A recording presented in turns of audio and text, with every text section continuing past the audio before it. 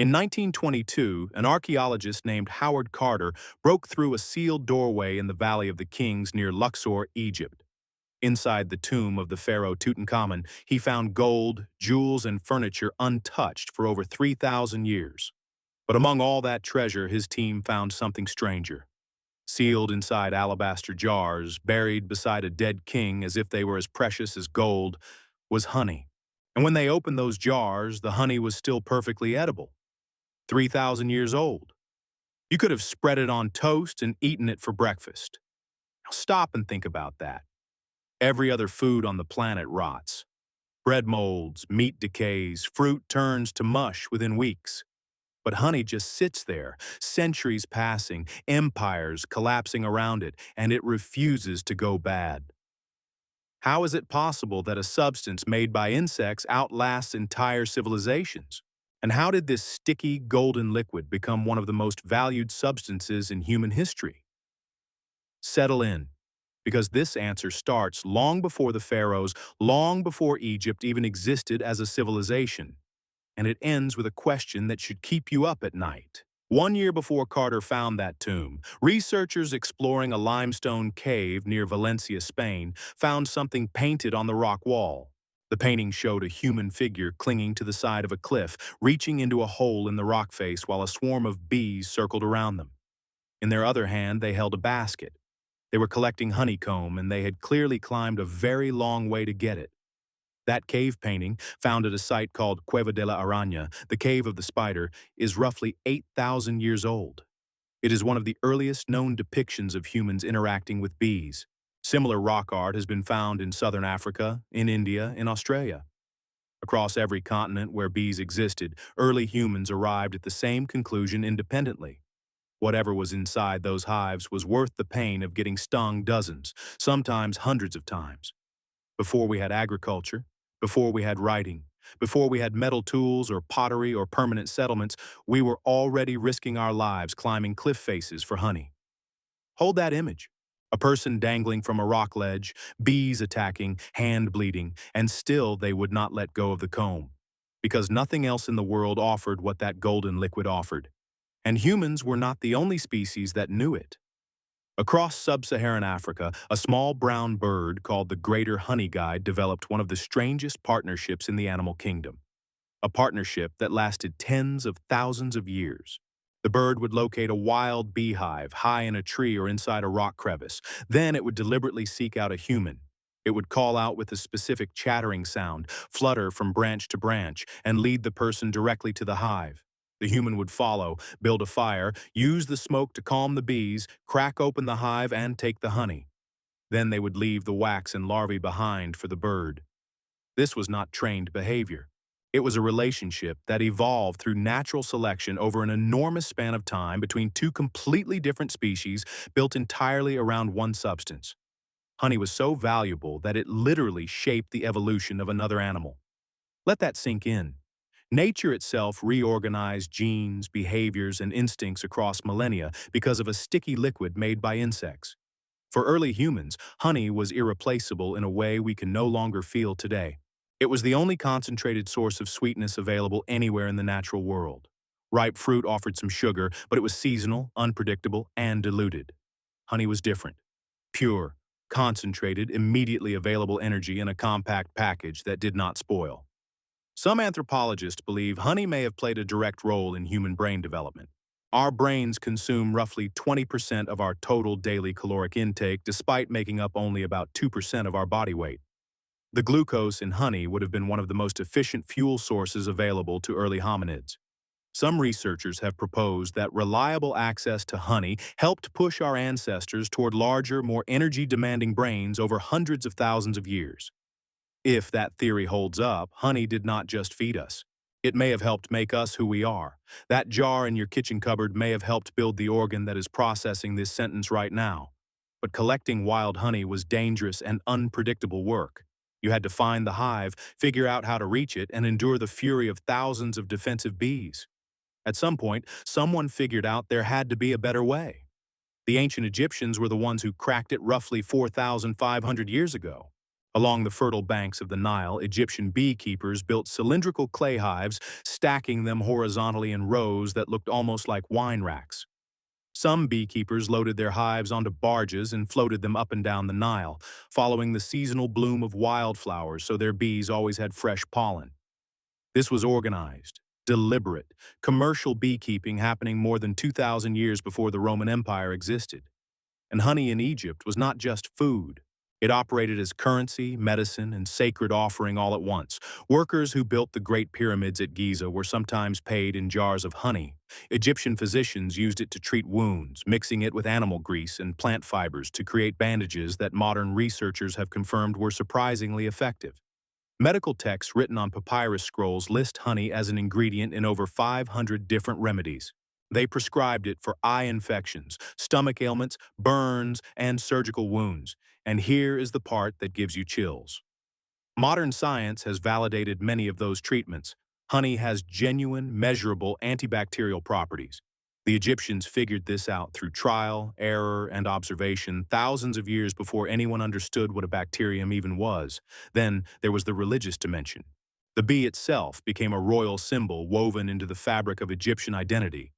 The pharaoh's formal title included the phrase "he of the sedge and the bee," linking the ruler of all Egypt directly to this tiny insect. When a pharaoh died, honey was placed in the burial tomb alongside gold, precious stones, and weapons.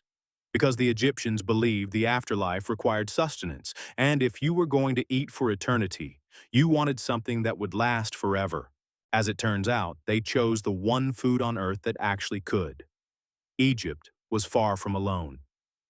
In ancient India, honey appears throughout the Vedas, sacred Hindu texts dating back roughly 3,000 years. In China, medical texts from the Han Dynasty recommended it for fatigue, chronic pain, and poisoning. But it was in ancient Greece where the cultural obsession with honey reached its peak. The Greeks called honey the food of the divine and associated it with wisdom, eloquence, and immortality. Priestesses at the Oracle of Delphi were called melissae, a word that literally translates to honeybees. Newborn babies were anointed with honey. The dead were sometimes preserved in it.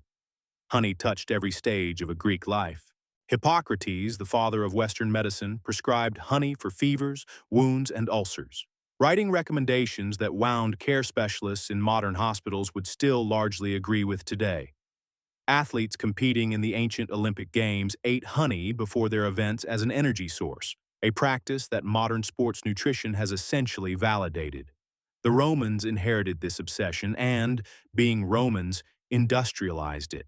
Virgil devoted an entire book of his Georgics to bees, describing their colonies with reverence that bordered on worship, comparing the hive to an ideal society, disciplined, productive, and selflessly devoted to the common good.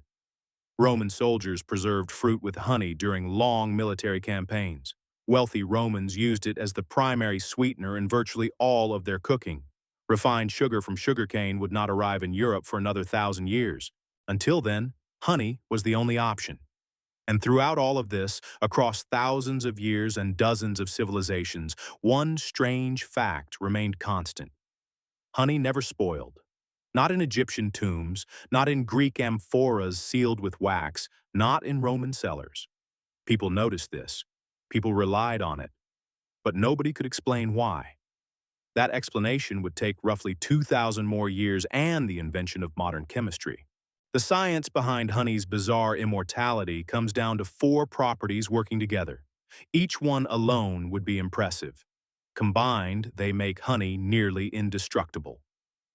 First, moisture content. Honey contains less than 18% water, far too dry for bacteria or microorganisms to survive. Bees start with flower nectar, which is roughly 80% water. They pass the nectar from bee to bee inside the hive, each one adding digestive enzymes and fanning their wings to evaporate moisture until the water content drops below the threshold where virtually any microorganism can survive.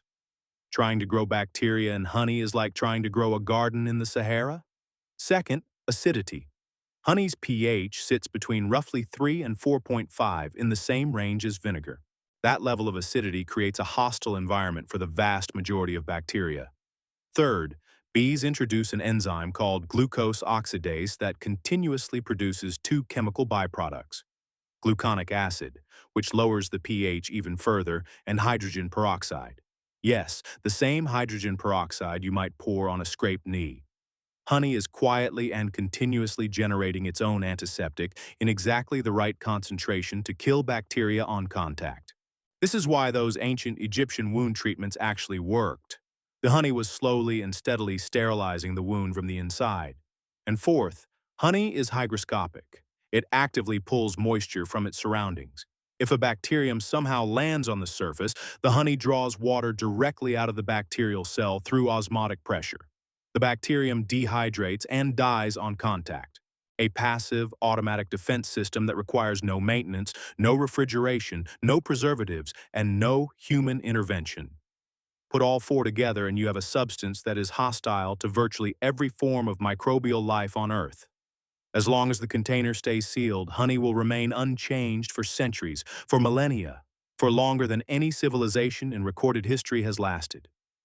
Modern medicine has circled back to what the Egyptians and Greeks knew intuitively.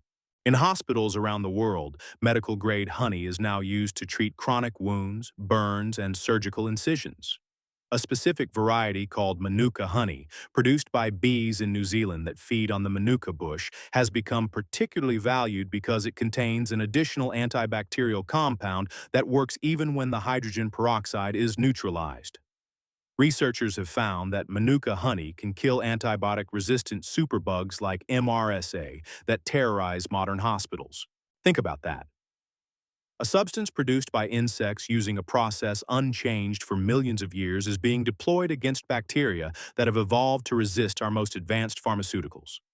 We spent decades building synthetic antibiotics.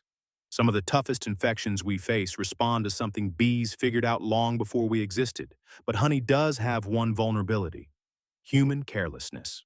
Add water, leave the lid off in a humid kitchen, or repeatedly dip a wet spoon into the jar, and you introduce enough moisture for wild yeast to take hold.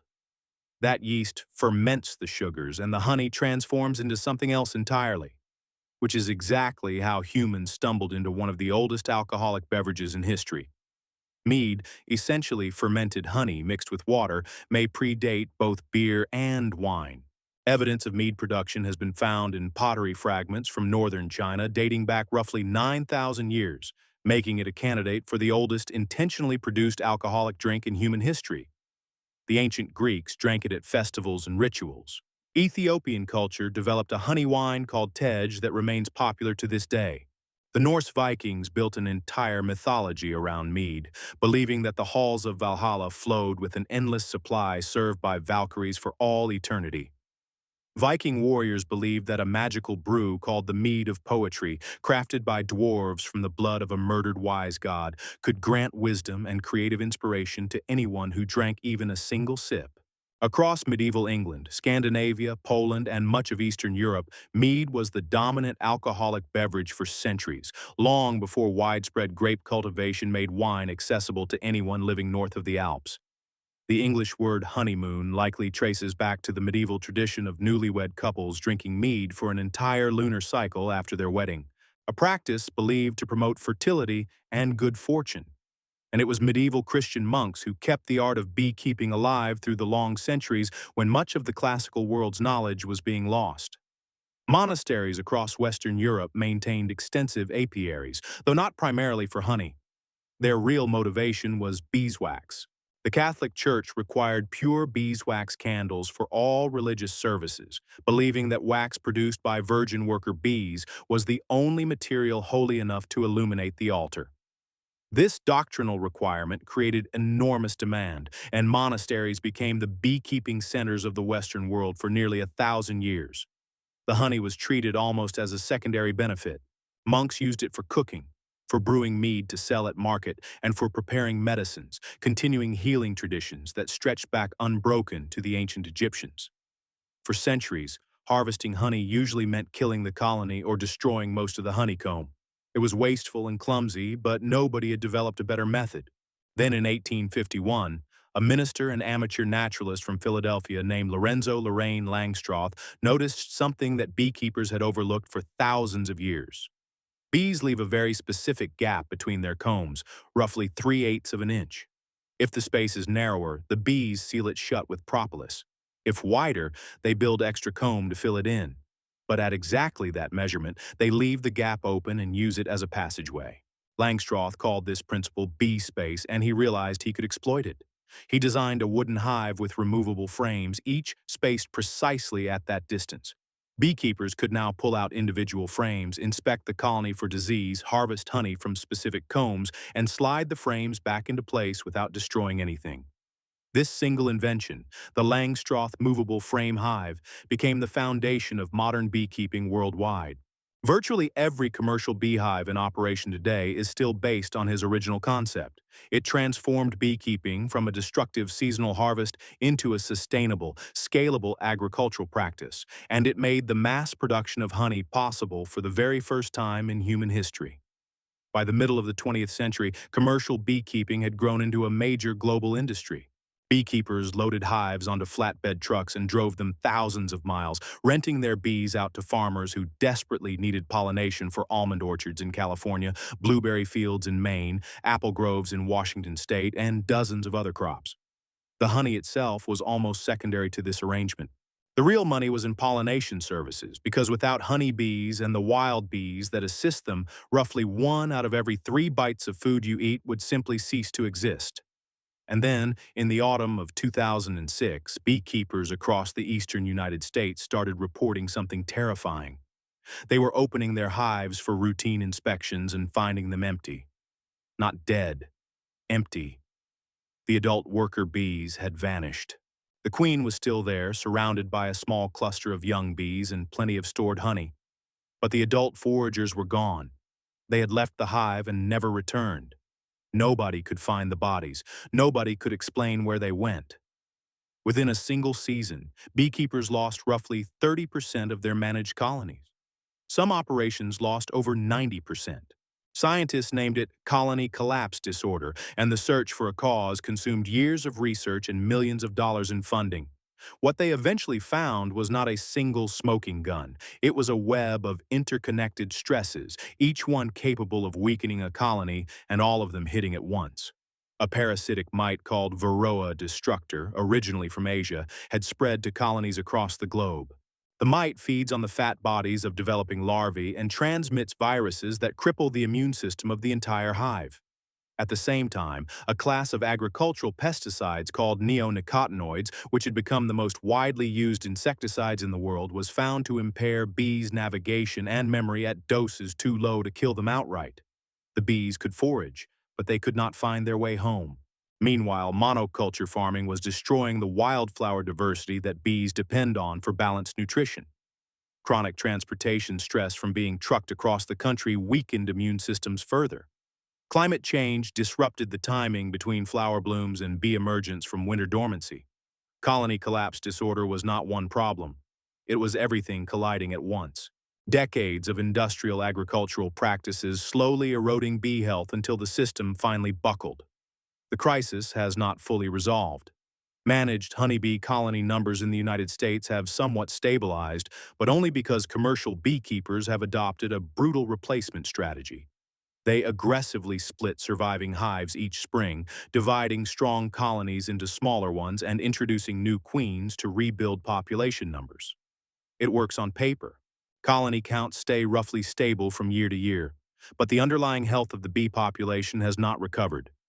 Beekeepers are running faster just to stay in the same place. Winter losses that would have been considered catastrophic 20 years ago are now treated as normal operating costs. Wild bee populations face a grimmer picture. Solitary bees, bumblebees, and hundreds of native pollinator species that do not have human beekeepers artificially propping them up continue to decline across North America, Europe, and parts of Asia. Bees and other pollinators are responsible for the reproduction of roughly 70% of the crop species that feed 90% of the global human population. If pollinator populations collapse permanently, the consequences cascade through the entire food system far beyond losing jars of honey on grocery shelves. We are talking about almonds, apples, avocados, blueberries, cherries, cucumbers, and dozens of other crops that depend on insect pollination to produce fruit. And those grocery shelves have their own separate crisis.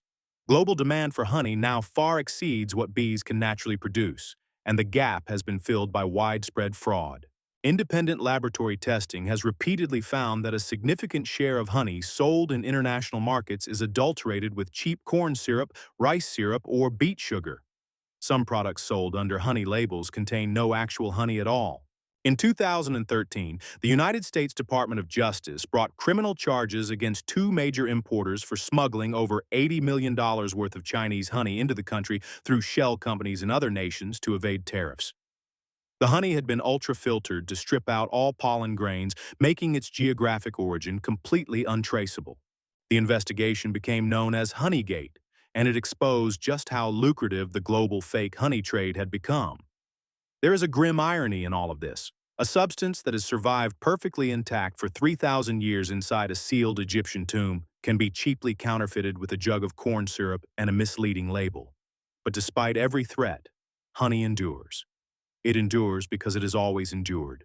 Long before any human understood glucose oxidase or osmotic pressure or hydrogen peroxide, people recognized that this golden liquid was fundamentally different from every other food in nature. They watched bread grow mold and meat turn rancid and milk go sour. And then they looked at a jar of honey sitting untouched on a shelf, unchanged after months and years, and they treated it as something set apart from the ordinary world. They did not have the vocabulary of chemistry. They did not know about pH levels or water activity or enzymatic reactions. They just knew that honey lasted.